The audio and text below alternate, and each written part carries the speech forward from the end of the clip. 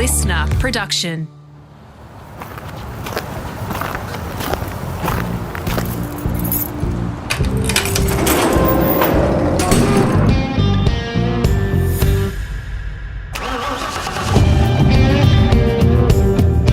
G'day, it's Rusty here, all set for part 2 of our feature episode with Rob Herridge, who went back-to-back in the Australian Rally Championship in the early 90s. It's a game that requires a mix of resilience, endurance, some backyard mechanics in the early years and clever engineering nous as you climb the ladder. Rob jumped into the sport quite suddenly after success in barefoot water skiing and powerboat racing, and he fell in love with it. He's a straight shooter, and he talks that way, which in some ways made people bristle on occasion. You need to appreciate that is just his programming. Some of those that he had moments with or competitive rivalries with have actually become good friends and accept his viewpoints, especially with the benefit of time. Make sure you check out his early life in part 1 and how it gave him the determination, the resolve needed to be a winner in sport. Coming up, you'll hear about working with Possum Bourne, doing gravel notes for the legendary Colin McRae and Ari Vartanen, and much more. Let's get back to the convo. When's the first win, and did that accelerate the desire to pursue this? Because we're kind of at a fork at the road here in a couple of things. I mean, firstly, you're obviously going around town getting different things done in relation to car preparation, which gets you thinking about doing it yourself, doesn't it? Or... Well, not yet, because I'm still got a Datsun 1600. I started winning rallies in the 1600, and I think I won my first state championship in the 1600. But ultimately, I bought a better car. Yep. And where do I go? And you've got to remember, we didn't have the internet. Yep. We only had Autosport as a publication. Yep. You read the odd ad.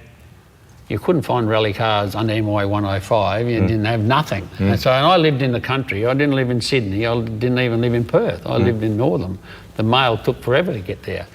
And I eventually bought, I won an Australian, I led an ARC round in the Datsun 1600, but I never won one, of course. Here in Perth, of like a forest rally or something like that? Yeah, or in something WA? like that, and I showed some potential, but I'd won a state championship and I'd won a few rallies. I'm trying to remember when I did win my first rally, but that probably wasn't where my life changed. My life changed when I bought a Subaru. And I... You nearly went Mitsubishi, didn't you? Yeah, I did. I looked at Mitsubishi, and I wasn't thinking VR4 because I didn't have a VR4 then, but I nearly went Mitsubishi Cordia Turbo because there was, I picked up one second hand. I had to drive to the middle of nowhere to buy it, but someone had crashed their road car and couldn't claim insurance on it, so I bought it. It was still perfectly drivable, but it had a bit of a banana in it. And I brought it back to Northam on my truck, same truck, and I had a bit of a test venue out near where we lived, and probably shouldn't have been there either. And it was faster than my 1600. And my mate that helped me said, Rob, you've spent all this time developing the 1600. How can this road car be faster? I said, well, one, I put rally tyres on it. But two, the 1600 is old school, old generation. This is fuel injected, turbocharged. It's a new car. But it was front wheel drive, and even though I went fast, I just thought it would be a bit of a handful. So I eventually travelled to Sydney with my truck and bought Ed Mulligan's RX Turbo. Paid $18,000 for it, probably paid too much. They were a groundbreaking thing back then, weren't they? Because it was the beginning of a push into four-wheel drive or all-wheel drive in a rally sense. I think Chris Atkinson's dad, John Atkinson, had one too, didn't he? So, well, it was one of 10 that were bought in initial shipments, so Subaru was showing an interest in the Australian, in rallying, so they brought in 10 for selected drivers. I wasn't one of those. Ross Dunkerton was one of those. So he had some support from the Subaru dealers of WA. But he ultimately left WA and started to drive in the Asia Pacific and started to drive for Mitsubishi. And that left a bit of a door open, and I thought, well, maybe I can put my foot in that door. So I'm not sure whether I garnered the support of the Subaru dealers of WA before I bought the car or after. I suspect after. I suspect I bought it and then came back to WA, and when Ross Dunkerton jumped ship, I thought maybe I can jump on that ship. So I started to get some small support from the Subaru dealers of WA. What was that car like when you first drove it? I mean, relative to 1600? It was chalk and cheese. I mean, they weren't exciting to watch. And I mean, one of the first times I went east, well, the first time I went east was the Asander International Rally, and I think I got second outright behind Wayne Bell. And I think even the commentators have gone, the boring to watch but very effective RX turbos, you know, they had no centre diff, so things were a bit awkward in tight corners. But when you were going fast, they were pretty grippy, and they were easy enough to drive, but they broke pretty easily, gearboxes especially, and how you could get a gearbox to last. This was they were convinced I was cheating because the Subaru turbo gearbox will not last 4 days. Well, it did, if you didn't have a lot of power. So, and I've kept that adage for most of my life. People won't believe this, but none of my cars have had a lot of power. I've never gone chasing the power. What I've gone chasing is to get rid of the weight. And I've learned that from the truck driving days. That's come from the truck driving. I drive a truck loaded to the market, whether it's loaded with wool or sheep or wheat or superphosphate, but it's loaded to the max, overloaded generally. And then on the way home, it'll be empty. And I can tell you it goes a lot better when it's empty. It stops better, it accelerates better, it corners better, the drivetrain lasts way longer. So I applied that theory with my rally cars. I've just worked so hard on getting rid of weight. And then the gearboxes and the drive shafts and everything that's suspect, all of a sudden have a better life because they're not doing the work. And like, you produce more power. I had a young guy on the weekend talking about his 1,000 horsepower Subaru. I'm going, like, let's just have a couple of 100 horsepower and keep it, and then make everything as light as we can, and then everything will last a lot longer. Is that complemented by you being mechanically sympathetic too? I think so. I think so. But I think that changed. I think the mechanical sympathy thing changed sometime during my rallying, because in the early days we had to be mechanically sympathetic because things didn't last. But when we were building things for Dean, I was building things to try and win, like mine, and I was building roll cages, and my only son is in this car, and like, how heavy am I going to make this? I'm trying to make it light, but I only got one son. Yeah, safe. And if he's going to have a crash, there's got to be a happy medium here. But as I'm trying to tell him to be sympathetic, I'm seeing him getting beaten by people like John McCara, who are just beating up on the car, getting more out of the car, but at what expense? But eventually we just came to the mindset, you know what, we've got to build the car. If they can drive it, we've got to build it to last, to hold together. If it busts, we didn't build it strong enough. In my day, if it bust, we'd go drive it easier. But driving easier by the era of Dean, there's factory cars that replace everything all the time. There's people modifying cars that modify things with big budgets, and so we've just got to build it harder. A couple of things here. Firstly, in relation to the Subaru connection, you know, you're a country boy, you've done things hands-on all your life. How did you go with knocking on the door of Subaru dealers WA and trying to start to garner support like that? Okay, around the trucking, maybe you structured a few handshake deals around tyres and whatever else, but when you start to properly have to do that side of things, how'd you go? I probably didn't understand initially, but I understood more than some. You know, and I bring up John McCara's name again. He's mate. We've had our times together, but he's a mate, and he's been fast, and he's always been complimentary when I've got somewhere. And he's going, well, Rob, you were lucky because you did that, or you were lucky you got that opportunity. But he's gone out practicing, and I've gone preparing. He practices, and the car's worn out, and I prepare, and the car's good. But also, I tried to conduct myself in a professional manner. I tried to be noticed at presentations. I tried to give some value back. I probably had my business wasn't a big business, so any leverage wasn't big. But in the early days, I struggled. I mean, I was probably lucky that I got some support from BP, but I had a truck business. But maybe it was my cousin had the distributorship. I don't know. But, when Subaru started to support me, I think I rang Nick Senior up when I had the RS Turbo, and I've gone, can I speak to Toby O'Bree? And this person has gone, Toby O'Bree's not in motorsport now. I thought, oh my goodness, you know, I've developed a relationship. Who do I speak to? You got to speak to a man called Nick Senior. Oh, okay, put me through. Introduce myself. I'm Rob Herridge. I know who you are. What do you want? I'm going, well, I want. You know, I've gone to Tasmania and we didn't have any spares, and I was coming second to Neil Bates, and they blew the turbo on the RS Turbo, and I need some budget, or I'm not going. And he's called me a bluff, of course, because he says, well, I think you will. But he said, well, what, Nick, cut to the chase, what do you want? And I said, well, I want $1,000 an event. And he's going, really? And I said, yeah. And this is on the phone, remember? Still no internet, I think. And he's gone, well, we're not going to give you 1,000, we're going to give you 3,000. And I've gone, but things have got to change. I've gone, oh. Well, no, I only really asked for 1,000 because I thought that's all you'd give me. I really need 3,000. And he's going, right, well, you've got to have better spares, you've got to use the money, you've got to have a spare gearbox, you've got to buy spares with it, you've got to fly to the event. I can't have you working day and night on the car driving over the Nullarbor. And then driving across the Nullarbor, which I've done 124 times. He said, you've got to get someone else to drive the truck, and that money is for you to, we can see some potential, but we've got to have a bit better signage. But that's not and this is what people don't work out. The signage on the car is not the be-all and the end-all. You've got to be some value to someone.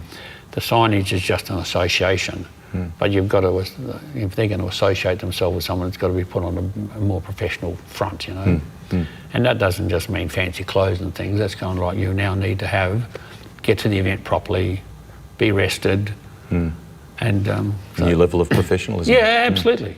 Yeah. So, and I mean, you've got to be lucky because they were looking for a driver accidentally, while I was probably looking to go to another level. So, but when I built the car, there was no one place that could build anything I wanted to do. It was just one place that did roll cage, one place did the seats, one place did the seat mounts, one place did the brake lines, one place did the exhaust, one place sold the wheels. And I've gone, there's got to be some place you can go, but there wasn't. And I thought there should be. You have a good friendship with Ross and Lisa Duncan, and you've done lots of boating and things together. He was kind of the hero on the rally scene as you're coming through. I think there's a funny yarn around you meeting him for the first time and him maybe giving you a bum steer in terms of directions or something. Is that what happened? Well, it wasn't so much a bum steer, it was more the fact that he just fobbed me off. Did he? As I said, I knew nothing about the rallying. I didn't even know where Hoffman's Mill was. Yeah. But I've turned off the Southwest Highway down there where we're rallying, for the Forest Rally, heading in that way. And as we're driving up into this rally country, I've gone past a dam and I've recognised, I think I might have even stopped to have a look at it, but I've recognised Ross Duncan because he's famous. And I've thought, well, he will know. And I've walked up, excuse me, Mr. Duncan, any idea where the rally is? And he goes, I got no idea, the co-drivers know that stuff. And I felt very fobbed off that this rally champion had not given me the time of day. But now that I know Ross like I know, he would have had no idea. And the co-driver would have had to have taken him there. So, I thought, bloody smart ass. And of course, he won the rally anyway. So, but years later, here we are, mates in the commentary game and boating together. And of course, had his son helping us on the team on the weekend. On the weekend, which is great. Was there a period there where you were kind of proper rivals, or did you become friends pretty quickly? No, we were proper rivals. Well, we weren't allowed to be friends. His blood was red and my blood was blue. We didn't really compete against one another that much, as you might think. When I was trying to win the Australian Rally Championship in '91, I have to remember back now, he came back with Mitsubishi to do the Forest Rally as a bit of a test thing in a Group A car. And he was doing it just to develop the VR4, and he wasn't doing the full Australian Championship. And I just regarded that as him raining on my parade a bit. Neil Bates and I were thrashing out the Australian Rally Championship, and I needed the points, and I think I ultimately came second behind Ross. But I don't think we even spoke on that event, but I think he won every stage but two, and maybe I only beat him twice because he made a mistake. But we only became mates when we became commentators, and we realised we had a very similar interest in look at life, You touched a moment ago on, calling Nick Senior and then, the kind of run around town when you were needing bits and pieces. Is this sort of the formative time for what became Maximum Motorsport and the whole idea of a one-stop shop, more or less? It is. When I couldn't get things done in one shop, I was travelling from Northern to Perth and I was trying to get things done and I was getting taken from pillar to post. Everybody meaning well, but there was no one place I could go to. I had to go between Cully's Race Equip and Opposite Lock to get things, and the Custom Exhaust to get things, and Aircraft and General Welding, who built the roll cage, and And I was thinking, this is all very convoluted for a bloke that just wants things done. I didn't necessarily have a lot of money, but I was prepared to pay if I could get it done. But time's money, so you're losing time. Time's money. Yeah, I'm coming off the truck business, and anyway, one of the young blokes was working one of these. I've said, there's got to be someone one place, and he's going, well, when you start it, I'll work for you. And eventually he left his employment and he worked for Go Gear, and ironically Go Gear eventually sponsored me, and Dick Ward and myself are still good mates. Right. Yeah. And he left Dick's employment and he rang me up and said, I'm ready to go. And I've gone, ready to go where? He said, well, start that business. And I'm up to my head in debt and trucks and trying to rally the championship I probably shouldn't be doing. And he would call me up and say, I'm standing in front of this building and this would be ideal, and he had no money and I had very little. And after about the third building, I was making excuses, and as I'm standing there thinking, should I even be thinking about this, a bloke walked out of the shop next door and asked who I was and introduced himself, and his name was Steve Wisby, and he was the Bridgestone Motorsport dealer for WA. And he was with Ed Ordinsky, I think even Glenn Seaton and people like that, wasn't he? He worked for Glenn Seaton on the V8 touring car, so he was just into motorsport. He was, anyway, he introduced himself, and as I'm trying to explain what I'm half thinking of doing, he said, do you want a partner? And he blew me away a bit. I mean, I'd never thought about that, and I've gone, well, maybe I do.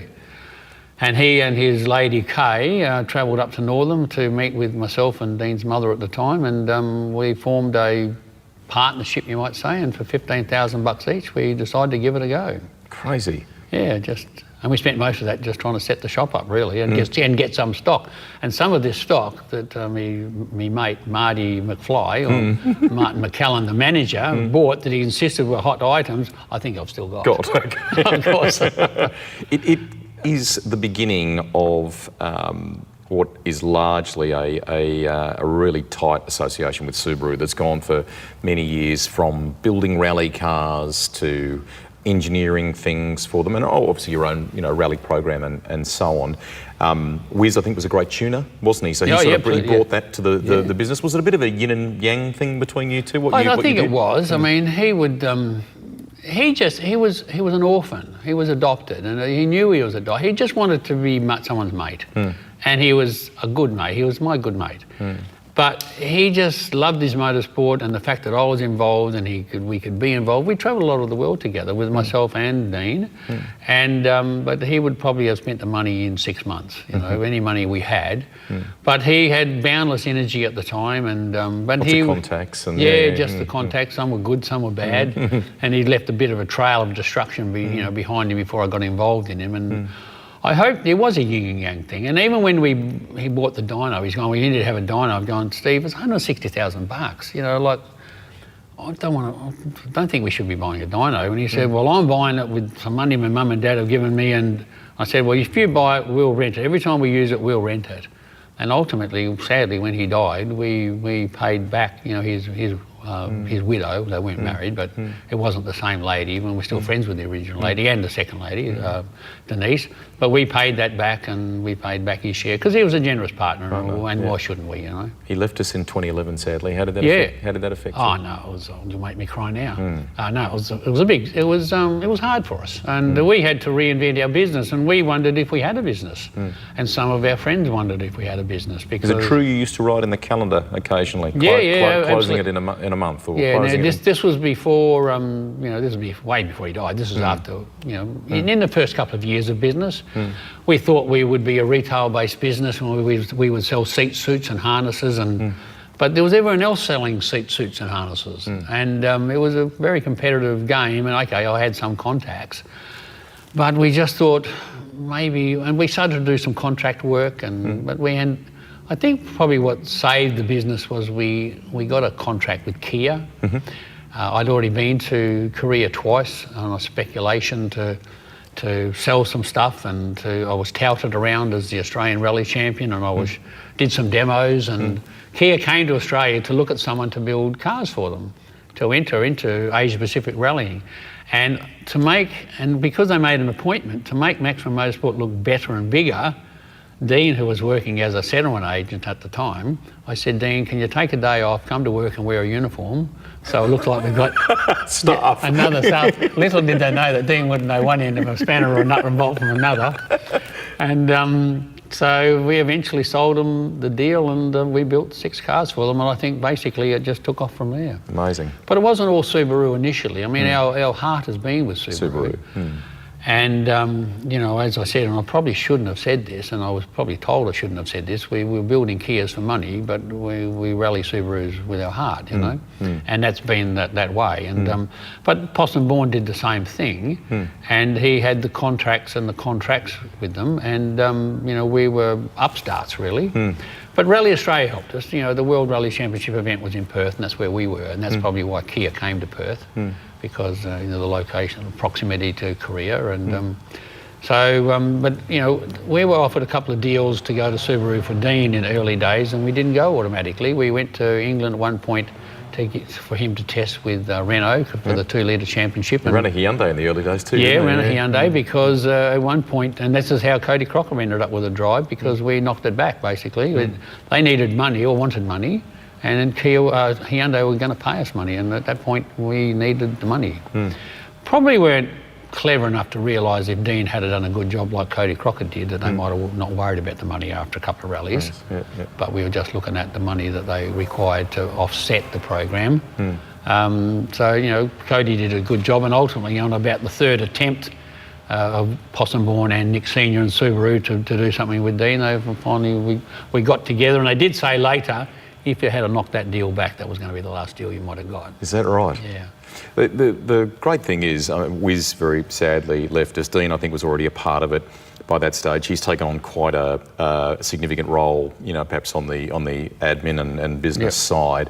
When I walk into his office there a moment ago, I mean, there's a beautifully organised calendar. There's a plan of things. He's made a space in the business that is his own to kind of complement what you were doing. Oh, of course.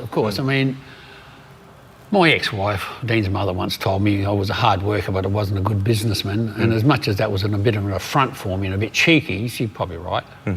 Were you sort of venturing into Maximum? I mean, you almost, to begin with, in that retail example you gave, that's almost a bit like what Revolution Race Gear do right now. But really, you become a very good vehicle preparation business. You have clients that run rally cars. You'll tune things for customers and all sorts, basically, don't you? Well, absolutely. And we realised we needed to have more than one string to our bow, and that's why the retail side of the business, there was the manufacturing side of the business, there was the running the rally team side of the business.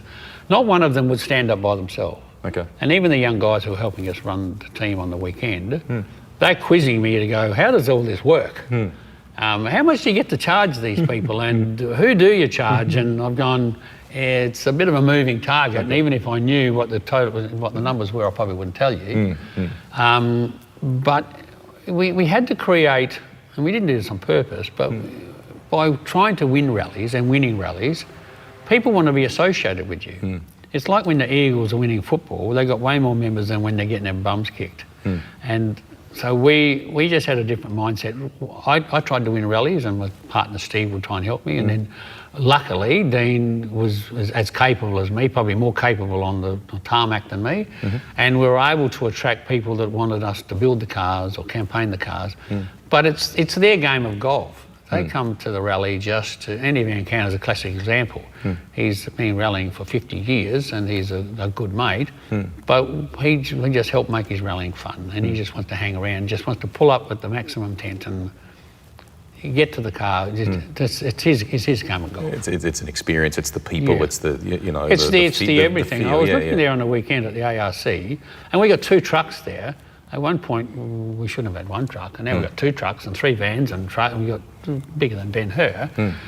Hundreds and hundreds of people supporting all the big teams and all the spectators and all the interested people, and I keep wondering what keeps bringing them back. And sometimes there's nothing much to look at, but they're walking around, they're just soaking up the vibe. They're passionate, yeah. It's the vibe. You called it Maximum Motorsport. Am I right that that is in part derived from Maku Alen and Maximum Attack? Where did it come from? Yeah, that's exactly where it came from. We decided what sort of name. In the early days, one of the very early signs had Rob Herridge as Maximum Motorsport. But it didn't take long for the Rob Herridge to fall off that sign. And then, of course, we've had a graphic artist redesign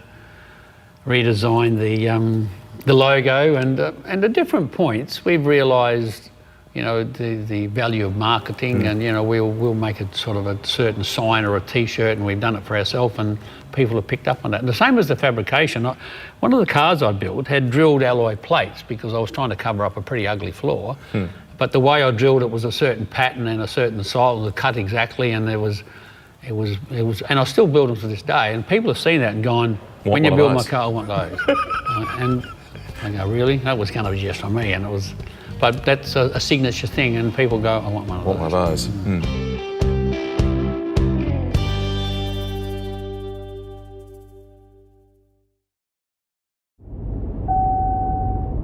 The thing about the rally community is they're a resourceful lot and they don't let much stop them.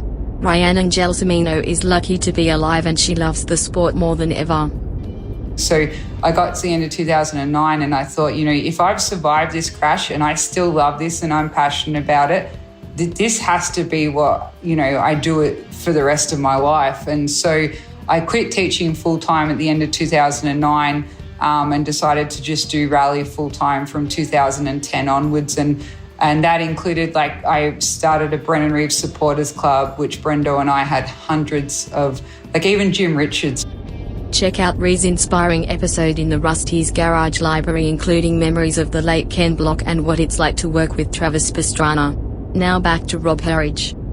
You made a comment before around the way that you sometimes either spoke about some things, perhaps either in a post-event speech or maybe in some of the dealings that you had. And was there a little bit of a straight talk, or brash is again not the right word, but did that prove to be a little bit of a limitation or difficult for you at times? Was that at times my mouth has got me in trouble, but it's got me noticed too. So I realised that if somebody sticks a camera in front of you, if the grab's not good, they're not going to use it. No, correct. So if you're the world champion, they might put up with it, like a Mika Hakkinen thing.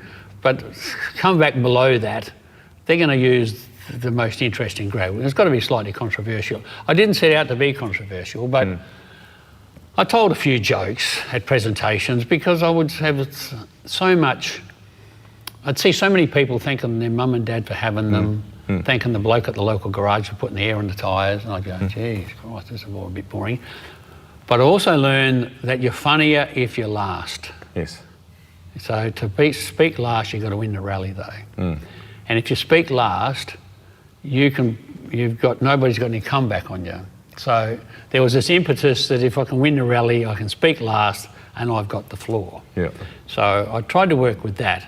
But at one point when I was Possumborn's partner, I probably took too much of an opportunity to put the boots into the Kiwis and a couple of times on his car if he broke it. And Nick Senior rang me up to remind me who I worked for and and maybe you overstepped the mark. Yeah. And I said, well, okay, that's it. I'll keep my mouth shut. And he said, no, we don't want you to keep your mouth shut. But you found the line. But and he was correct, of course. Yeah, the connection with Subaru is so deep. It runs decades long now.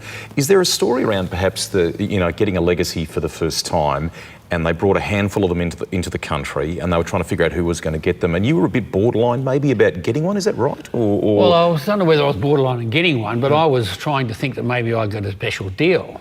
I can't. I'd already been rallying the RX Turbo. I'd won a round of the Australian Rally Championship. You know, I'd bought the RX Turbo off Ed Mulligan, and I'd think what I'd done was a good job, but they were bringing in 5 and you could make an application. And I can't remember what I paid for the farm. I can't remember what I paid for my house. You can remember what you paid for that, can you? $35,280. In what year? 1990. That's a lot of money. It is a lot of money, and maybe I could get a discount because I'm the Subaru man, and that's the price. Okay. And they were discounted to that price, so they said. And so I'm going, okay, well, that's the price. I then went to the bank manager, and I didn't have $35,280, of course. I had an overdraft with the trucks. I had a bit of a connection with the farm still got the farm, but it wasn't earning a lot of money. And I've borrowed the money. I borrowed all the money, and I've said to the bank manager, well, this is what I want to do, and if I'm not supported and it's not working for me by the middle of the year, I'll sell the car. And so I borrowed $35,280. I sold the RX Turbo as a going concern to another competitor called Dennis Dunlop for $18,000, and I spent that $18,000 plus some more to build the RS Turbo, and it changed my life. Amazing. So, we are seated for this interview in front of a couple of cars that have history here, aren't we? For you, important history for you. Firstly, I think high up on the hoist there's an RX on the cover there? Yeah, RX Turbo. It's not the RX Turbo that I campaigned, but it's the one that Chris... John Atkinson, was it? John Atkinson campaigned, Chris's dad. Yeah. And we will, it's currently just virgin white, but we will do that into the colours that I first started the association with Subaru, given time. Yeah.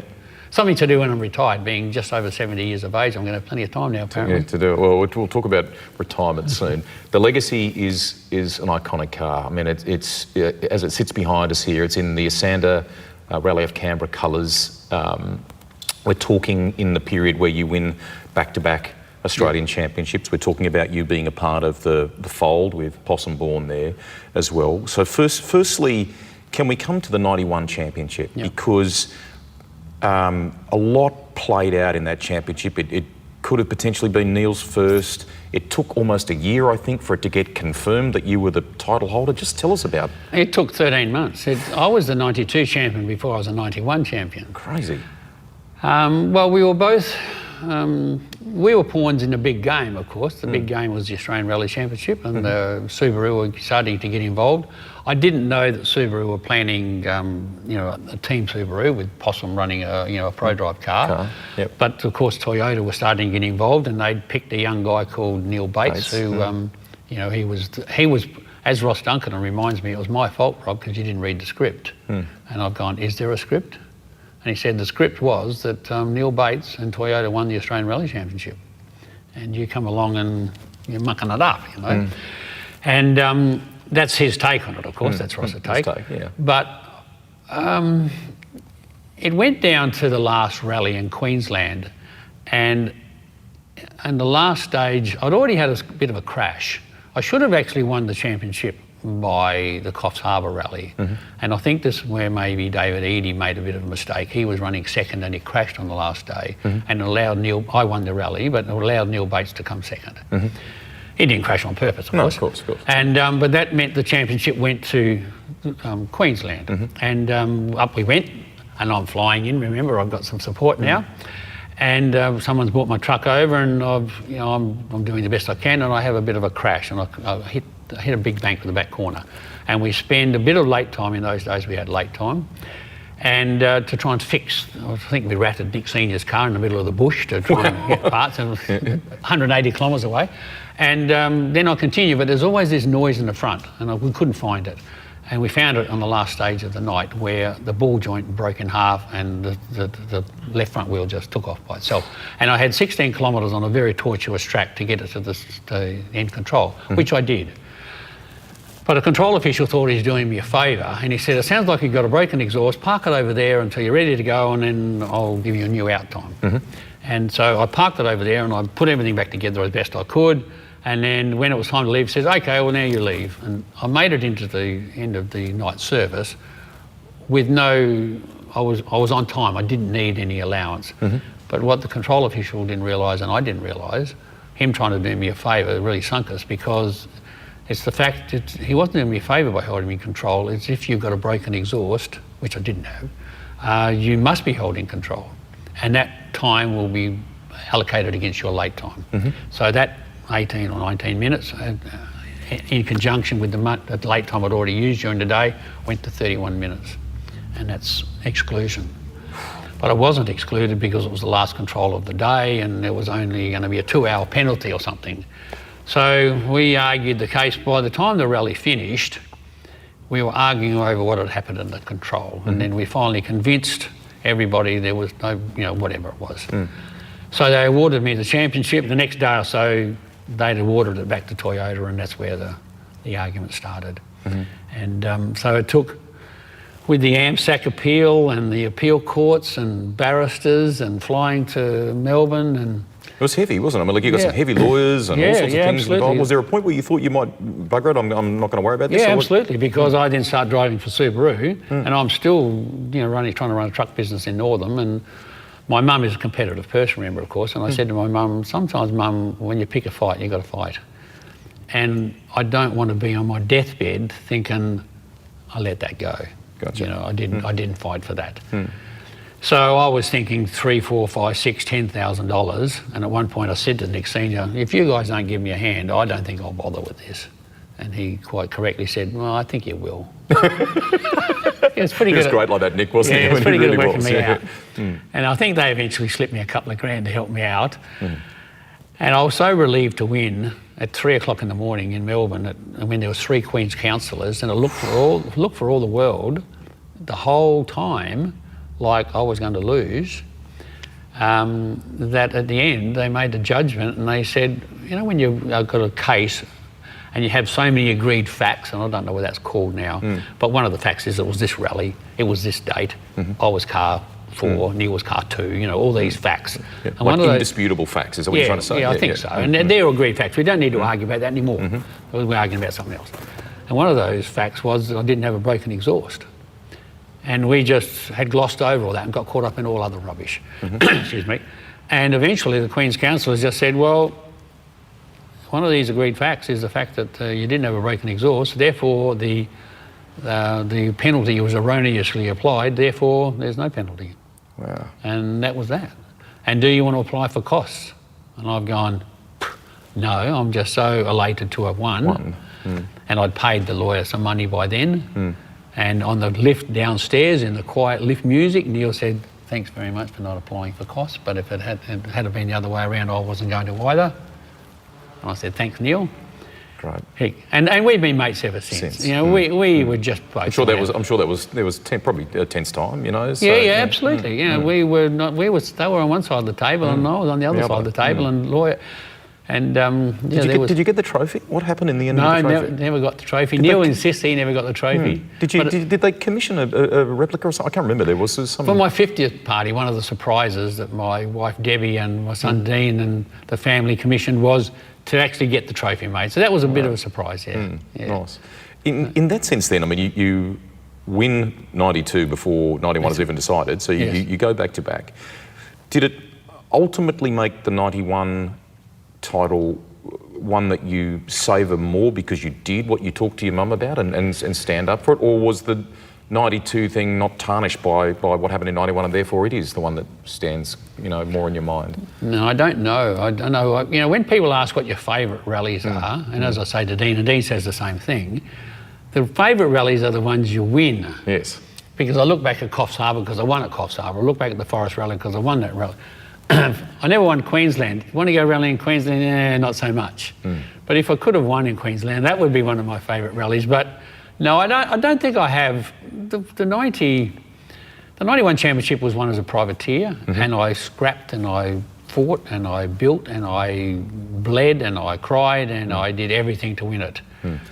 But the 92 Championship seemingly came easier, but I was in a Group N car against Group A type cars, and of course my teammate was Possum-born in an ass-kicking Group A car, but of course he was having reliability issues. He could clearly the driver of talent and choice at the time, but maybe the 91 is the best. But and my family were alive to see that, and my grandmother was alive to see that, and all of that sort of stuff. He was paired with Dr. Roger Freeth back then, who, like you, loved motorcycles, was very good around motorcycles. He was co-driver for Possum. Tragically, he gets killed. He was a friend. How did that affect you? Oh no, it did. I mean, I was I'd won the 92 Championship. Things weren't brilliant with Subaru. They were struggling for sales of cars and probably trying to justify a motorsport budget. And they'd lost the Brumby, but they'd got the Impreza introduced, and all the dealers weren't convinced that the Impreza was going to be their saviour. And it was our job to go around and convince them that we didn't have the Impreza. We were still rallying the Legacy or Liberty. And don't worry about the Brumby, this will be the thing for you. Well, it turned out that the WRX was the colt car and changed Subaru's history. Yeah. It changed my life. It changed my business. But things were a bit tough, so they were running the championship in '93. Things weren't going brilliantly, and then ultimately Possum had a big crash and Roger was killed. So the team was shut down overnight. I was withdrawn from Rally Australia on the side of the road. I thought that was a bit hard because he was driving a Pro-Drive car at the time, and they can... Pro-Drive continued, I think, didn't they? They continued as a mark of respect, and I was withdrawn as a mark of respect. But that's two different ethoses there. Probably that's worth explaining, Rob, that Pro-Drive went about it one way, Subaru had an alternate kind of viewpoint on this, and you obviously rightly with Subaru Australia and went with that decision. But what you also felt was that Possum and Roger would have wanted to continue. Oh, of course, the whole team. We were doing particularly well in that, and I'd put a lot of work into that rally, and I was getting paid, but only paid if I produced some results. And if I didn't produce a result, I didn't get paid. I put a lot of work in and don't get paid. And it seems a bit callous to say, but everyone that made the decision, they went back to Sydney and they got paid. But he was my friend, and I think they probably had my best interest at heart, and they had a Japanese ethos. Yes. And there has been rally teams withdrawn over the years when mechanics have been killed on the road. So I sort of understood that, but when the whole team is there the next day and we're trying to shut the whole thing down and we're just looking out the door and we're packing up the truck and we're going, Roger wouldn't have wanted this, But I suppose there was this concern that if I had a crash or I made a bad decision, they would be held, because they let you continue. Yeah, absolutely. They'd say, you sent the guy out who's had his teammate killed. Like recently, the Dockers played after one of their teammates died, tragically died. And they played poorly, and everyone's going, well, what do you expect? Their teammate, their head wasn't in the game. And I suppose that's probably what they thought maybe. And they had to make a decision. When they stopped me on the side of the road and said, no, look, drive into the control and withdraw, I'm going, well, we've got one stage to go. We just do this stage and then we sit down tonight and we'll talk about it. And they've gone, no. Okay. You withdraw. Dean tells me to ask you, I'm changing tact here in terms of the fun and light and shade, I guess you could say, in the conversation. Did you win an Australian title without a handbrake? Is this true? What is that about? What is that story about? Well, you don't need a handbrake. Is it a handbrake or is it an emergency brake? One time... Is this a weight-saving thing? What were you... Yes, absolutely. Because it's not the handbrake. It's the handbrake, the bracket, the cable, the backing plate, the shoes. You don't need no stinking handbrake. When people go, no, I've got to have the handbrake just so I can do this, and think, I took it out because it saved weight. And if you got to a hairpin, it was a bit awkward. You had to sort of unsettle the car. At one point, they had... they rang me up. Nick rang me up and said, can we borrow your car? We were using it for promotion. It's painted yellow, as we know. It's in Sydney. Can someone drive it for promotion? I've gone, not Possum, I hope. Thinking of John McCara, Yes, yeah. And he go, no, not Possum. All right. And he said, we'll fly you over and you can get it ready and, okay, well, you can use it. Who's it for? It's for Ari Vartan. Okay. So I go over to Sydney. I spend half a day, get it off the truck. It's been travelling all around Australia. It's in poor condition, And off to the Blue Mountains we go. Possum's away somewhere, so it's just, and Ari rolls up and he walks up, introduces himself, and everyone loves Ari, and me too. Yes.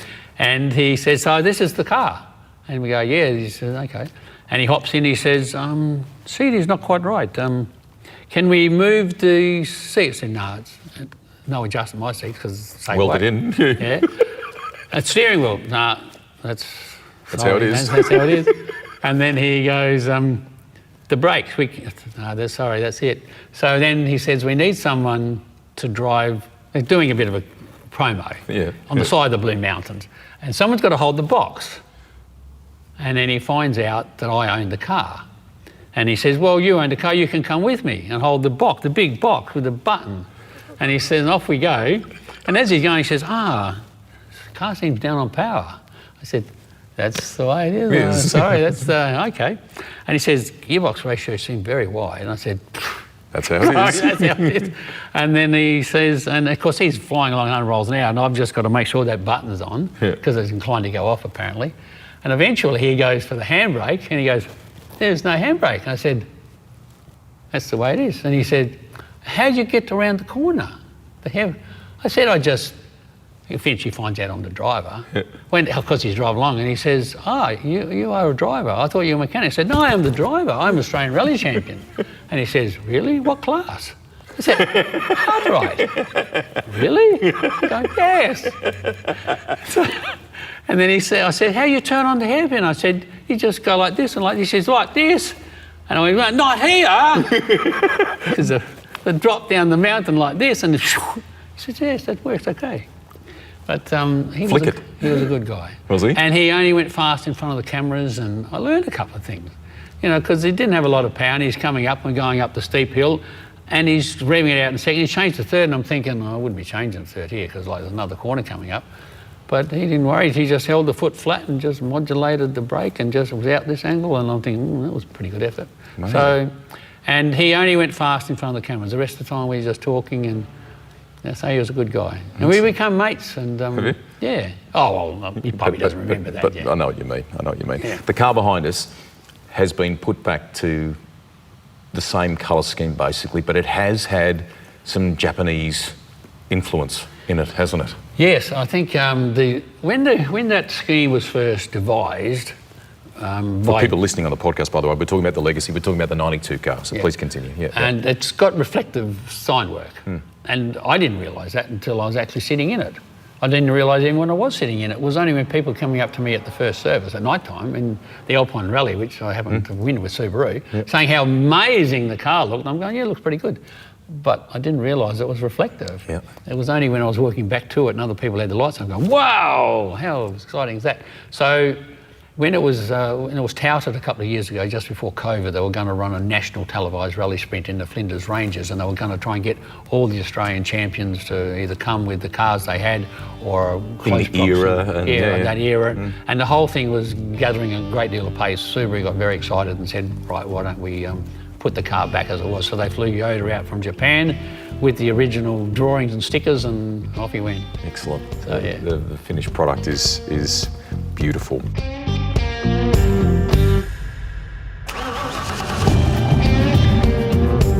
That's the end of part 2 of my pod with 91 and 92 Australian Rally champion Rob Herridge. Because he's done some commentary, can you tell, over the years, he is good with storytelling. So we have a rare part 3 in the library for you. Check it out when you have time. From safari competition to maximum motorsport and the incredible partnership with Subaru and more. All here on Rusty's Garage.